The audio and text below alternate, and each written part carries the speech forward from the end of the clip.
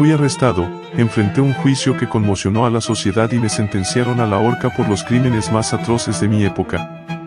Mi nombre es Gilles de Montmorency-Laval, o también conocido como Gilles de Rais, y mi vida ha sido una mezcla de glorias y oscuros abismos. Nací en 1404 en una familia noble en el castillo de Machecoul, en Francia, y desde joven, me vi destinado a una vida de privilegio y poder. Tras la muerte de mi madre, Marie de Crown, y luego de mi padre, Guy de Laval-Rais, a finales de octubre de 1415, hermano menor y yo, René, fuimos criados por mi abuelo materno, Jean de Crown, señor de la Sucy y Champtocé, quienes éramos los únicos herederos. Lo que me otorgó acceso a una educación refinada y a oportunidades que muy pocos podían disfrutar. Después de fracasar, por razones desconocidas, en 2 negociaciones matrimoniales para casarme, me comprometí con mi prima Catalina de Thouars. Además del obstáculo de la consanguinidad, al ser parientes en 4º grado, mi abuelo tuvo serias disputas con el padre de Catalina, Miles II de Thouars. De todos modos, en 1420 secuestré a Catalina y me casé con ella en una parroquia donde éramos desconocidos, pero nuestra unión pronto fue anulada y declarada incestuosa por la Iglesia. Pese a ello, un par de años más tarde, una vez limadas las asperezas entre ambas familias tras la muerte del padre de Catalina, el obispo de Angers nos volvió a casar oficialmente en una gran ceremonia celebrada en el castillo de Chalonnes-sur-Loire.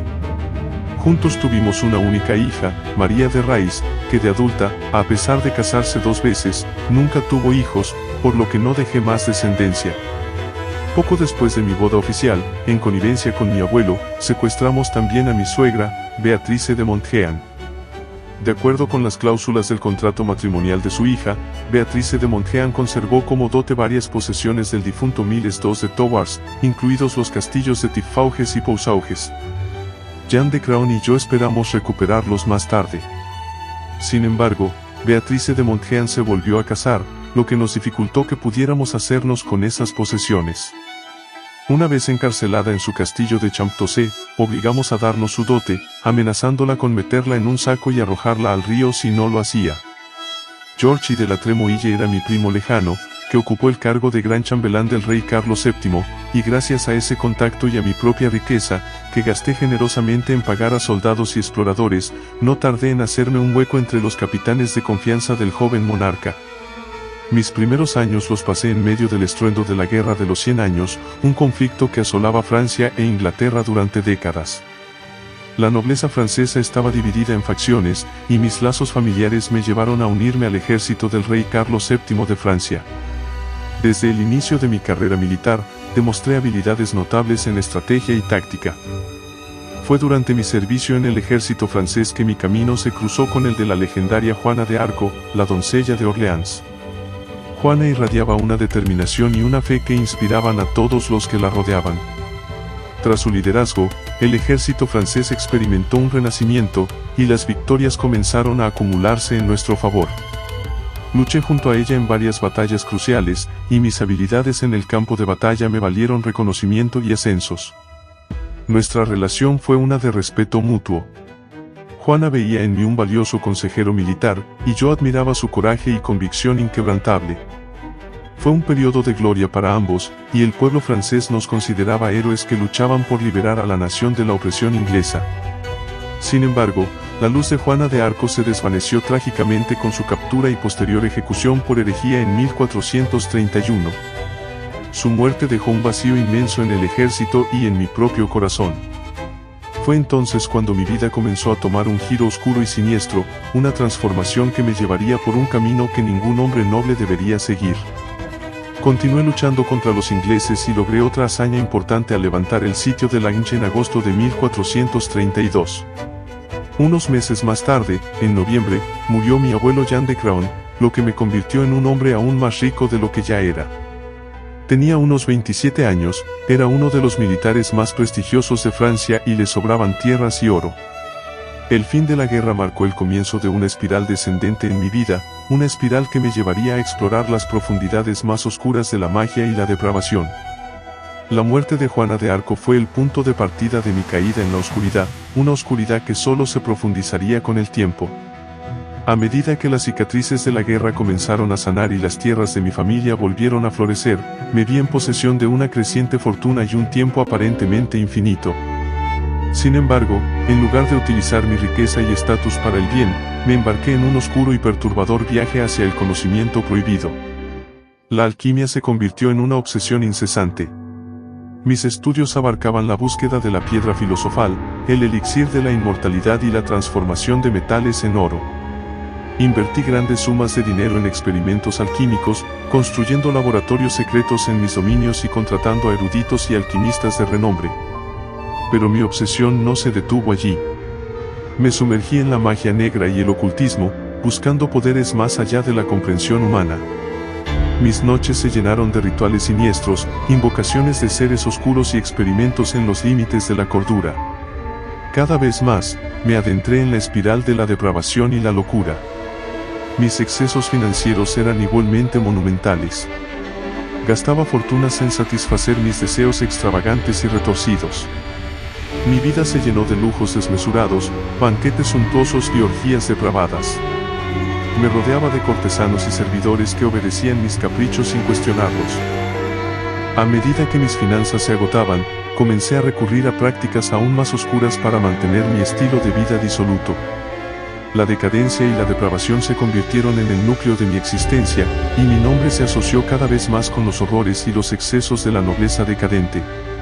Este periodo de mi vida fue un descenso a la más profunda degradación moral y espiritual.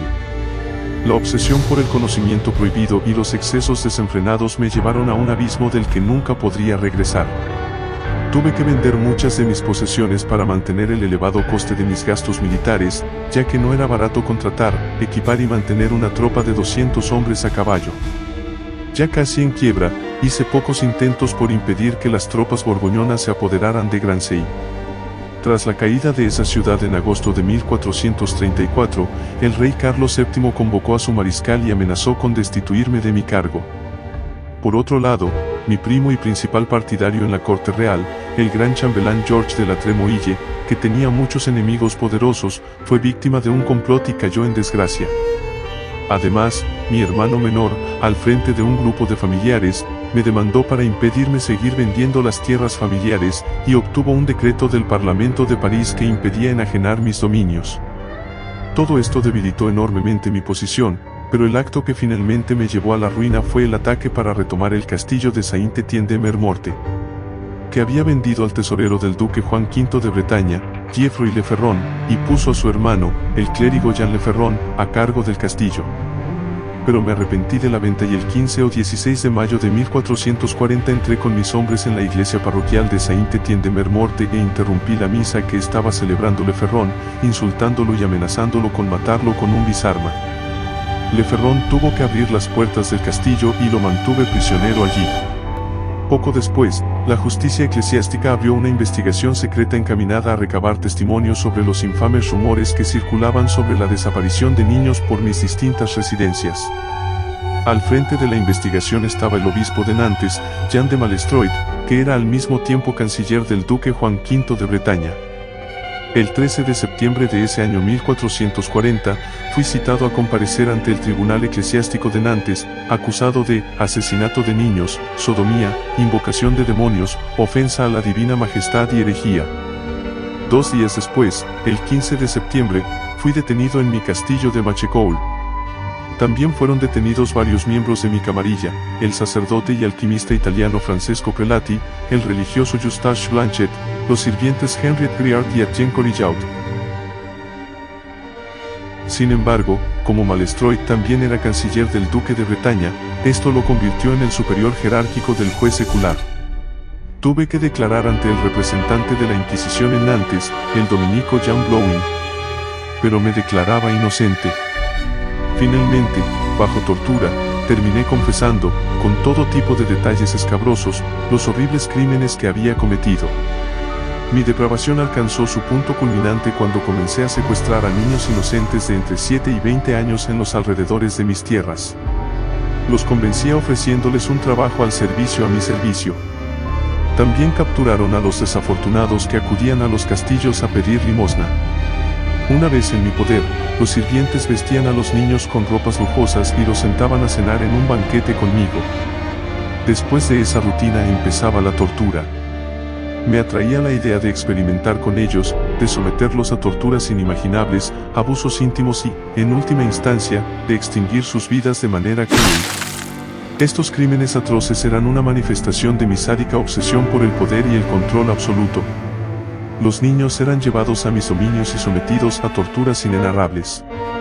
Sus gritos de angustia resonaban en las paredes de mis castillos, pero yo estaba cegado por la oscuridad que me envolvía. Mis deseos retorcidos se convirtieron en una pesadilla para aquellos inocentes que caían en mis garras. Sentía más placer en liquidar y decapitar a dichos niños y niñas, en verlos languidecer y morir, que en ejercer lujuria sobre ellos. Después de cortarles la vena del cuello o de la garganta, a veces me sentaba sobre sus vientres y me deleitaba al verlos desvanecerse así. Trataba a los pequeños como objetos, sin empatía alguna, los colgaba, los desmembraba, los decapitaba y disfrutaba contemplando sus órganos internos tras destriparlos. A medida que más niños desaparecían y las sospechas comenzaron a acumularse, el peso de mi maldad se volvió insostenible. Las autoridades comenzaron a investigar y finalmente descubrieron el horror que se escondía tras las puertas de mis castillos. Fui arrestado y enfrenté un juicio que conmocionó a la sociedad. Mis crímenes espantosos fueron descritos en detalle durante el juicio, y no hubo clemencia. Fui condenado por el secuestro, tortura y asesinato de innumerables niños. A pesar de mi estatus noble, la justicia prevaleció, y fui sentenciado a la horca. Así, mi vida pasó de la gloria a la perdición, y mi legado quedó marcado por el lado más oscuro de la historia. Mis acciones infames siguen siendo un recordatorio de la fragilidad de la moralidad humana y de los horrores que un individuo puede cometer cuando se deja llevar por sus peores impulsos. Mi nombre se convirtió en sinónimo de maldad, a lo largo de la historia.